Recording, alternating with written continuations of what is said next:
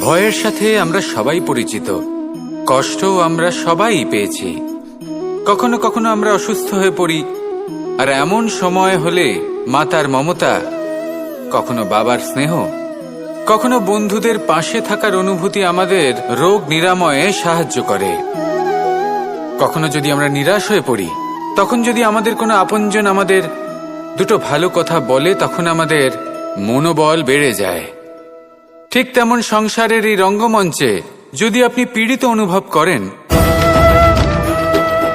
কিছু শুভ কথা আলোচনা করুন, কিছু স্তুতি গান করুন, কিছু মুহূর্তের জন্য হলেও নিজের ইষ্টদেবের কথা স্মরণ করুন আর প্রার্থনা করুন।